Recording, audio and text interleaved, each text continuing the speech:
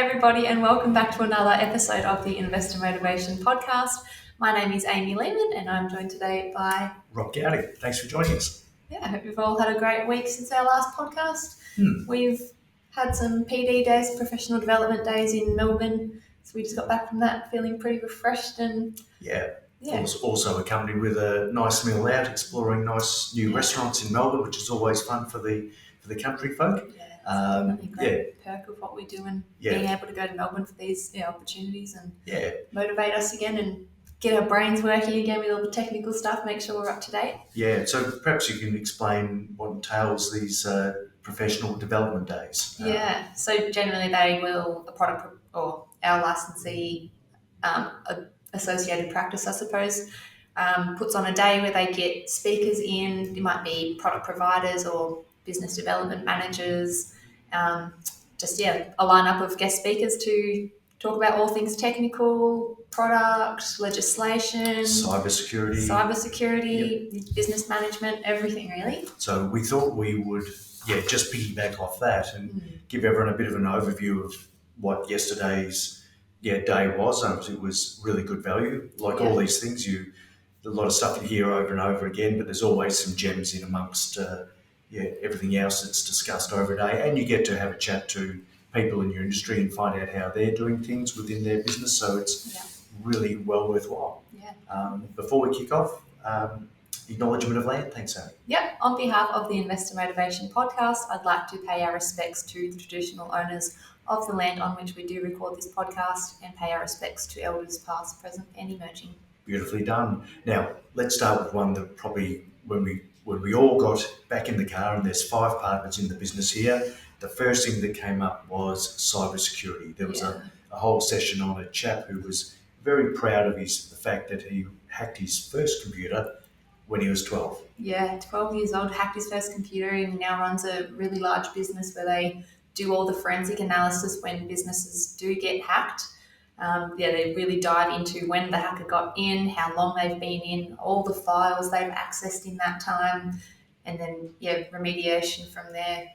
It's really interesting and scary. Really complex. And I read a quote on his website this morning. There's only 2 types of businesses: those that have been hacked and those that will be hacked. So it's all pretty scary. And he sort of made a note that that there's a certain percentage in the room that have been hacked in the past. But he said there's a greater percentage in the room that have been hacked. They just didn't know it.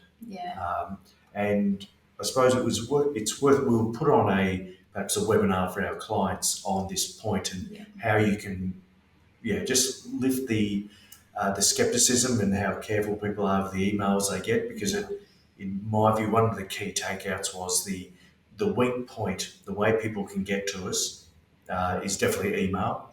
Clicking on something that looks completely legitimate. And then that is, I suppose, what they call a phishing scam. But all this is becoming extremely more complex. It's more real. They can now imitate people's email addresses. There's always been those things to look out for, and it might say the sender is Robert Gowdy, but the email address is something random at somethingrandom.com. You've always been told, look out for these signs that it might be a scam, but now they've really upped the ante and can replicate exactly that it's come from Robert Gowdy. And that's, I think they call that spoofing. Spoofing, So spoofing your email, so making things look far more legitimate all the time, and it's just ramping up the complexity, and it just makes things look extremely legitimate. And he was saying even within his organisation, these are cybersecurity professionals. That's their job. That these people are getting fooled by some websites that just look so legitimate to be like Commonwealth Bank or just an example. That's not one that he mentioned, but they can make these websites or landing pages look authentic. I think they said they put it to all of the employees within this cybersecurity company, and only 2 people guessed every single fake website correctly. And that was him and another female there, which is great. But I suppose there was a case study that was a little bit scary, and one we could relate to, where a hacker got into an advisor's email and then starts going through and checking the emails and finding someone that perhaps can I have a withdrawal of some amount? Yeah, client frequently asking for withdrawals. So from there, it was sending emails to the support staff that would generally do the implementation of this. And he was, the hacker was, essentially sending these emails to the support staff, deleting them before anyone could see them, but using words in a way that it looked like a conversation had already been had. Yeah, that's right. He had spoofed the client email address because he'd seen it within the advisor's login, sent the advisor an email to say, hi, I'd like to withdraw blah, blah, blah from my superannuation to my bank account.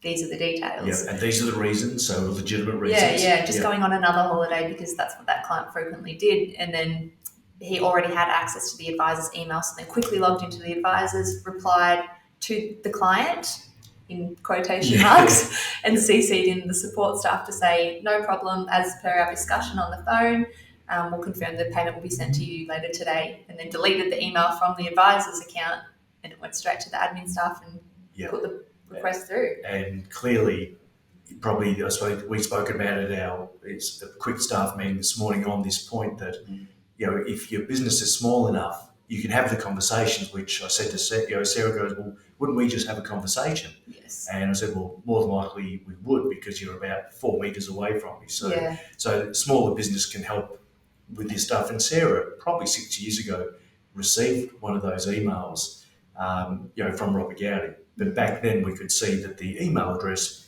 was a fraudulent one. Yeah. But I said it's levelled up from there. Yeah. So definitely. What would be a couple of tips, Amy, because it's not just about an advisor or a support staff getting hacked. It's the clients as well. Where, what would be your top tips for clients, for anyone really?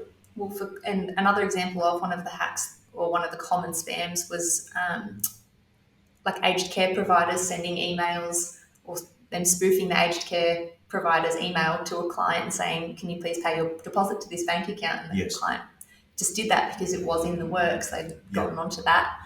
And I guess one of the big things then is just always call the provider, make sure that the bank account is correct and that they have sent something like that. Yes. And we have that policy in place. If a client emails to update bank details, we always give the phone call. Yeah. Was that you? Yes. Was that you? Is this your bank account? Yes. Yeah. So that's, and I think and of course this is not just email, there's a lot of phone calls, scams, there's a lot of text messages coming through, but all this stuff is going to ramp up. Yeah. So I think you've got to be more hyper vigilant and take the approach that everything you receive is actually a scam. Yeah. No, that sounds be negative. Cynical, but you've got to be highly cynical. Yeah. Trust no one in this world, but do trust the people you call and say, hey, Amy, or if you get a call from your advisor to say, look, you've put in this withdrawal request and you've changed your bank account details, was this you? Yeah. So that might seem, finicky, another step in the process, but I said these people are they're highly intelligent criminals. Yeah. And even on that, our internal processes, if somebody does want to make a withdrawal, we always have a document signed by the client as well. Yes. So, although sometimes those processes might be, that extra step that can be annoying, it's really important that we do those things. And also not to hit reply to an email that was sent, because that could be the fraudulent email. Yeah. So we will go back to our customer management system and get the email that we have on file. So we've got to be, level up the, I suppose, just how careful we are. Definitely.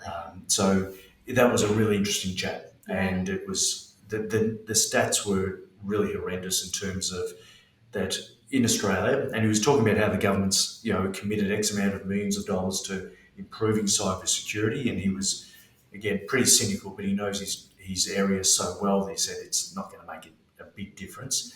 There's currently 200 police officers in this space at the moment. That will double to 400. Next year they'll put on an additional 200 police people. Fantastic. But he said, was it the last 12 months, there was 552,000 cyber crimes. Yeah. He said the chances of 400 people making a difference is pretty negligible. The numbers around what has been stolen, $6.2 billion last year. Yep. And to think you're going to get, if something happens, you're going to get money back, the chances are very low. Yeah. So out of that 6.2 billion, they got back $42 million. So 6.2 billion got back 42 million, which is I forget how many O's, might be 6 O's, 2. Yeah. So next to zero in the scheme of things. So once you get scammed by someone, particularly that's overseas, there's no jurisdiction, doesn't matter how many police, they just can't track these people down. Yeah, they were saying that it would go from, the client's superannuation account to an account, and then from there to 6 different offshore accounts and untraceable accounts. So once that's happened, the banks can't see details of who it belongs to and retrieve that money. Yep. And in even recent times, this is, I suppose, slightly different. This is the phone calls people get to say, hey, we've got a great opportunity to invest in something that sounds legitimate or is a legitimate company. Yeah. But at the end of the day, it's someone sitting in a boiler room, which is just people calling, hoping for that one person and that say, oh, geez, 12% sounds attractive, guaranteed, did you say? And and that once that money's gone, transferred, you'll never see it again. Yeah. They may give you an account that makes it look legitimate, but it's all fraudulent. So one thing to keep in mind on that, and also I've got clients in the last 6 months that have had exposure to those, but were careful enough, only because he probably got burnt before. Yeah. So be very cynical, trust no one, deal with people within in Australia that has a financial services license. Yeah. That if you've got Australian financial services license, which to give personal financial advice you have to have, that means that there is professional indemnity insurance, there is stops and checks and balances in place to protect people. Yeah, and you can do a search on Money Smart for registered financial advisors to make sure it's fully legit and they don't just have this number under their name and on their website. Yep. And search ASIC for the AFSLs. Yeah. Make sure you do all that. So do your checks and be very sceptical. Yeah. Excellent. Fortunately it's the case, but this is only going to ramp up, not down. So that's what we thought was really a real topical one for today. Yeah. Now, leaping into the technical stuff, a bit of superannuation. Let's just cover off on the catch-up concessional contributions, a quick reminder of what that one's about. Yeah, so catch-up concessional is a strategy available if you have under $500,000 in your total super balance. So all of your accumulation accounts or pension accounts under $500,000, you can use any unused concessional cap amounts, and your concessional is, remember, your $27,500 this financial year and $25,000 in previous. So any unused amounts from that, you can carry those forward and catch up this financial year. If you have a capital gains tax, you can contribute to super, claim a tax deduction on well over that $27,500. Right. So it's a great strategy, and it gives you up to now 6 financial years. Yes. In 1 year if you're under that $500,000 mark. So it's great if you have that one-off capital gain that you don't expect. You sell a business, sell a farm where there's just lots of income in those last few years. So it's a great strategy, and obviously that's husband, partner, husband and wife can use that. Yeah. This is just the first year that we've actually had the full 5 years since the 2018-2019 financial year to use it, plus the financial year we're in. So 6. Yeah. So now there was an interesting one where Amy and I were listening in yesterday, and they spoke about, well, can you manage your superannuation to get yourself under $500,000? And we thought, well, yes, you can, because there's good strategy and so on. And so I suppose to be able to do that, we are talking about superannuation splitting, or just being mindful about what's ahead.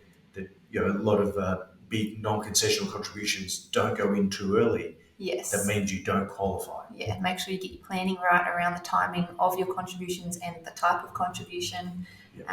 Splitting to your spouse if you'd like to. So up to 85% of a concessional contribution can be split to your spouse, to make sure you're balancing out both of your accounts, to make sure you don't go over that 500 and keep these strategies available for longer. Yeah, so that takes a lot of planning, and generally where it's really appropriate is those one-off events. Yes. Big capital gains, high sales of assets of farms, of businesses in general. So it's best to start the planning quite early on some of those key points. So superannuation splitting, I think, is probably one that's underdone.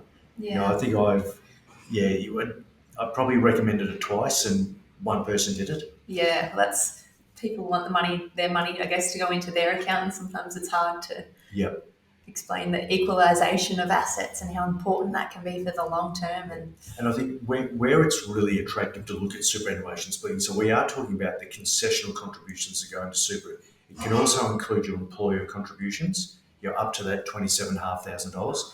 You can split, you can split 85% of that money, which is the money put in less the tax of 15%. Goes into your super. That can go across to your spouse. Yes. Now, why would we do that? So let's say you've got a lady who's working and she is 60 and the husband is 50. Yeah. And there's an age gap between the spouses. Yeah. You say, right, well, we may want to try to get access to money earlier. So if the younger spouse, does a concessional contribution, and in addition to the employer contributions go in, that can be split to the older spouse, which gives access earlier. Yeah.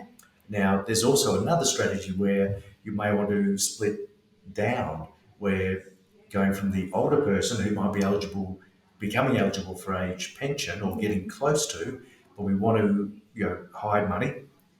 Poor choice of word there, I think, but get money that would be accessible in someone who's age pension down to someone who is not of age pension, and any money in accumulation is exempt from the assets test. Yeah. Completely within the law, so it's definitely not a sus situation. Yeah. But smart. It's good strategy.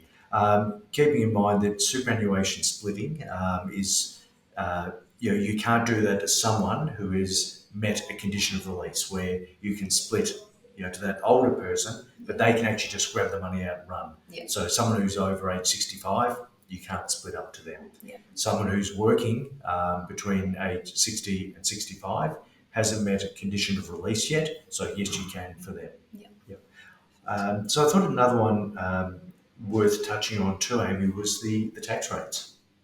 Yeah. Big changes next year. Yeah, next financial year we'll be going to the new 30% tax bracket from the 45,000 all the way up to 180,000 or 200,000. Sorry. 200,000. So 30% for that massive tax bracket, where before it was, the 19 to 45%. Correct. Yep. So it's, Yep. And then it was 45 to 120 and 120 to 180. So it's just simplified, and on average, it's brought the tax rate down.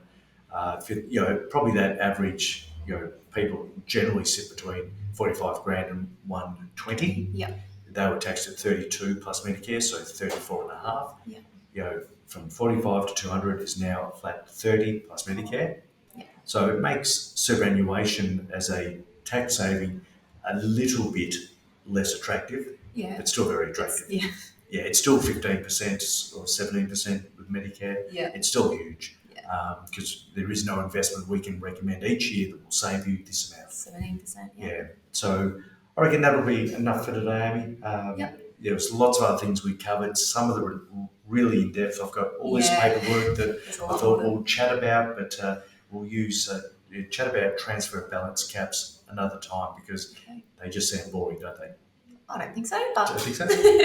we'll cover up on another one. It's definitely a little bit more technical. So if you're a technically oriented person, stay tuned for that. Very good. And if you've got any thoughts or any topics you'd like covered, we've really enjoyed covering off the topics where people said, hey, would you mind having a chat about this? Please put that in the comments. Obviously, these podcasts live on YouTube as well, so they'll be there on the Investor Motivation YouTube channel. So go to there, leave us a comment, give us a topic, and we'll have a crack at it. Definitely. Good. Thanks for listening. Thanks, everybody. Bye. Cheers. Bye.